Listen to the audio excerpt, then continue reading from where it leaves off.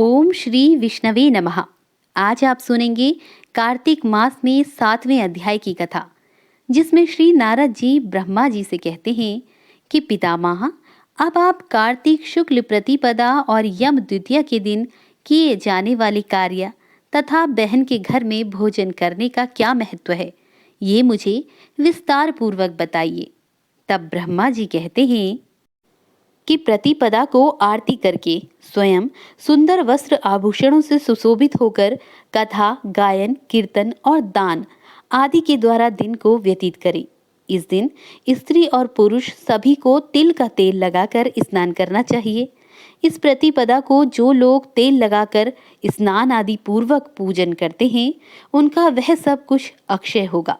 संसार में प्रतिपदा तिथि प्रसिद्ध है, उसे पूर्व विदा होने पर नहीं ग्रहण करना चाहिए। अमावस्या विद प्रतिपदा में तेलाभ्यंग नहीं करना चाहिए, अन्यथा मनुष्य मृत्यु को प्राप्त होता है। यदि दूसरे दिन एक घड़ी भी अविद्या यानी अमावस्या के वेद से रहित प्रतिपदा हो, तो उत्सव आदि कार्यों में मिनीषी पुरुषों को उसे ही ग्रहण करना चाहिए। दूसरे दिन यदि थोड़ी भी प्रतिपदा ना हो, तो पूर्व विदा तिथि ही ग्रहण करनी चाहिए। उस दशा में वह दोषकारक नहीं होती। जो मनुष्य उस तिथि में या उस शुभ दिन में जिस रूप में स्थित होता है, उसी स्थिति में वह एक वर्ष तक रहता है। इसलिए यदि सुंदर, दिव्य एवं उत्तम भोगों को भोगने की इच्छा हो, तो उस दिन मंगलमय उत्सव अवश्य करें। प्रातःकाल गोवर्धन की पूजा करें। उस समय गौओं को विभूषित करना चाहिए और उनसे बोझ ढोने या दोहने का काम नहीं लेना चाहिए। गोवर्धन पूजन के समय इस प्रकार प्रार्थना करनी चाहिए। पृथ्वी को धारण करने वाले गोवर्धन, आप गोकुल की रक्षा करने वाले हैं। भगवान विष्णु ने अपनी भुजाओं से आपको ऊंचे उठाया था। आप मुझे कोटि गोदान देने वाले हो। लोकपालों की जो लक्ष्मी यहाँ धेनु रूप से विराज रही है और यज्ञ के लिए घृत का भार वहन करती है, वह मेरे पापों को दूर करे। गाय मेरे आगे हो, गाय मेरे पीछे हो, गाय मेरे हृदय में हो और मैं सदा गौओं के मध्य में निवास करूं। इस प्रकार गोवर्धन पूजा करके उत्तम भाव से देवताओं, सत्पुरुषों और साधारण मनुष्यों को संतुष्ट करें। अन्य लोगों को अन्नपान देकर और विद्वानों को संकल्प पूर्व वस्त्र, तांबुल आदि के द्वारा प्रसन्न करें। कार्तिक शुक्ल पक्ष की यह प्रतिपदा तिथि वैष्णवी कही गई है। जो लोग सब प्रकार से सब मनुष्यों को आनंद देने वाले दीपोत्सव और शुभ के हेतुभूत बलिराज का पूजन करते हैं, वे दान, उपभोग, सुख और बुद्धि से संपन्न कुलों का हर्ष प्राप्त करते हैं और उनका संपूर्ण वर्ष आनंद से व्यतीत होता है। प्रतिपदा और अमावस्या के योग में गौओं की क्रीड़ा उत्तम मानी गई है। उस दिन गौओं को भोजन आदि से भली भांति पूजित करके अलंकारों से विभूषित करें और गाने बजाने आदि के साथ सबको नगर से बाहर ले जाएं। वहां ले जाकर सबकी आरती उतारें और ऐसा करने से मनुष्य सब पापों से मुक्त हो जाता है।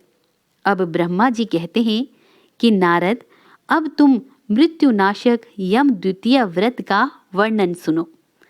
द्वितीय तिथि को ब्रह्म मुहूर्त में उठकर मन ही मन अपने हित की बातों का चिंतन करें। उसके बाद शौच आदि से निवृत्त होकर दंत धावन पूर्वक प्रातःकाल स्नान करें। फिर श्वेत वस्त्र, श्वेत पुष्पों की माला और श्वेत चंदन धारण करें। नित्य कर्म पूरा करके प्रसन्नता पूर्वक औदुंबर यानी गूलर के वृक्ष के नीचे जाएं। वहां उत्तम मंडल बनाकर उसमें अष्टदल कमल बनाएं। तत्पश्चात उस औदुंबर मंडल में ब्रह्मा, विष्णु, शिव तथा वीणा पुस्तक धारिणी वरदायिनी सरस्वती देवी का स्वास्थ्य चित्त से आवाहन एवं पूजन करें।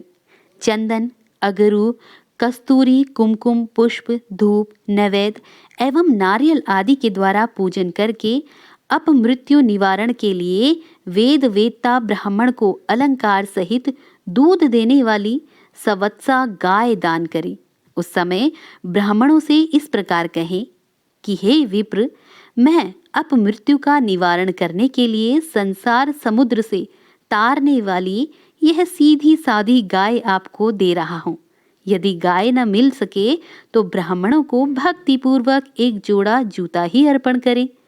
उसके बाद पूजा समाप्त करके भगवान विष्णु में भक्ति रखते हुए अपने कुटुंब के श्रेष्ठ वयोवृद्ध पुरुष को श्रद्धा भक्ति के साथ प्रणाम करें। फिर अनेक प्रकार के सुंदर फलों द्वारा अपने स्वजनों को तृप्त करें। इसके बाद अपनी बड़ी बहन के घर जाएं और उसे भी भक्तिपूर्वक प्रणाम करते हुए कहें, सौभाग्यवती बहन, तुम कल्याणमयी हो। मैं अपने कल्याण के लिए तुम्हारे चरणारविंदों में प्रणाम करने के उद्देश्य से तुम्हारे घर आया हूँ। ऐसा कहकर बहन को भगवत बुद्धि से प्रणाम करें। तब बहन भाई से यह उत्तम वचन कहे, भैया, आज मैं तुम्हें पाकर धन्य हो गई। आज सचमुच में मैं मंगलमयी हूँ। कुलदीपक, आज अपनी आयु बुद्धि के लिए तुम्हें मेरे घर में भोजन करना चाहिए। मेरे सहोदय भैया, पूर्व काल में इसी कार्तिक शुक्ला द्वितीया को यमुना जी ने अपने भाई यमराज को अपने ही घर पर भोजन कराया और उनका सत्कार किया था। उस दिन कर्मपाश में बंधे हुए नर किया पापियों को भी यमराज छोड़ देते हैं, जिससे वे अपनी इच्छा के अनुसार घूमते हैं। इस तिथि में विद्वान पुरुष भी प्रायः अपने घर भोजन नहीं करते। बहन के ऐसा कहने पर व्रतवान पुरुष वस्त्र और आभूषणों से हर्षपूर्वक उसका पूजन करे, बड़ी बहन को प्रणाम करके उसका आशीर्वाद ले। तत्पश्चात सभी बहनों को वस्त्र और आभूषण देकर संतुष्ट करे। अपनी सगी बहन ना होने पर चाचा की पुत्री या पिता की बहन के घर जाकर आदरपूर्वक भोजन करे। हे नारद, जो इस प्रकार यम द्वितीया का व्रत करता है वह अपमृत्यु से मुक्त हो पुत्र पौत्र आदि से संपन्न होता है और अंत में मोक्ष पाता है। ये सभी व्रत और नाना प्रकार के दान गृहस्थ के लिए ही योग्य हैं। व्रत में लगा हुआ जो पुरुष यम द्वितीया की इस कथा को सुनता है उसके सब पापों का नाश हो जाता है। ऐसा माधव का कथन है। कार्तिक शुक्ला की द्वितीया को यमुना जी में स्नान करने वाला पुरुष यमलोक का दर्शन नहीं करता।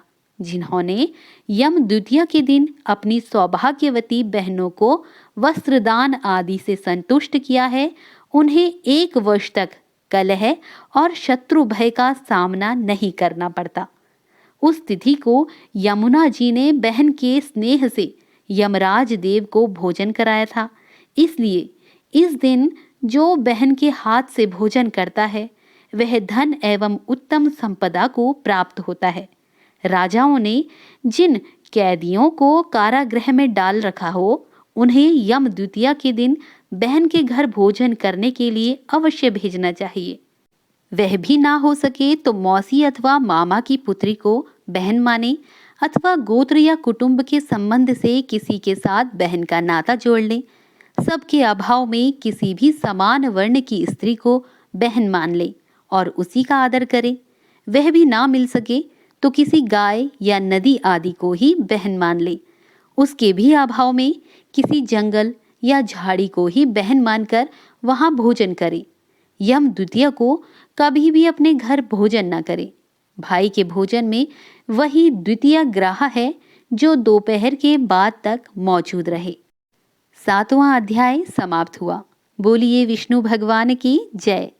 कृष्ण कन्हैया लाल की जय। राधा रानी की जय।